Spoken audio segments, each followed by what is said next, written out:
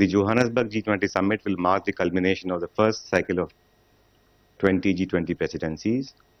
The priorities identified by South Africa are aligned with those of India's G20 presidency and that of Brazil, ensuring continuity in the G20 discussions from the perspective of matters that are important to Global South. The Indian G20 presidency, as some of you would recall, had established a disaster risk reduction working group, signifying the importance India attached to this matter. The South African presidency has carried forward the important work related to disaster risk reduction and resilience as one of the key priorities of its own presidency. Similarly, through the Task Force on Food Security, the South African presidency has carried forward the dialogue on this important challenge as well. The South African presidency has, in a way, continued focus on issues of importance to Global South.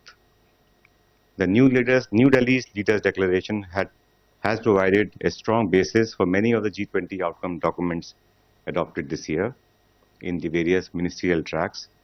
The Indian presidency's flagship priorities such as digital public infrastructure, women-led development, the action plan to accelerate progress on SDGs, as well as key outcomes of the working group from last year, including the disaster risk reduction working group and the empowerment of women working group initiated by India, have found strong resonance in the South African presidency.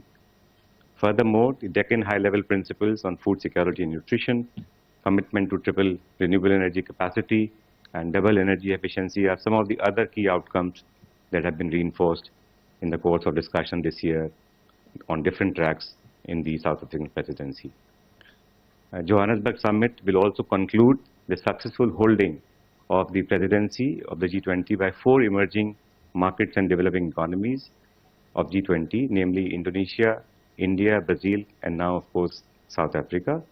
And this has enabled all of us collectively to bring some focus or sharper focus on matters impacting the Global South.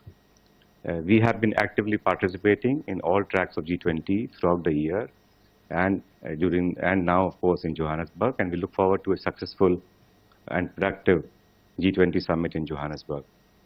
Before I conclude, let me also mention that on the margins of G20 summit, PM will be participating in the IBSA, India, Brazil, South Africa leaders meeting, as well as holding bilateral meeting with several leaders who will be present in Johannesburg.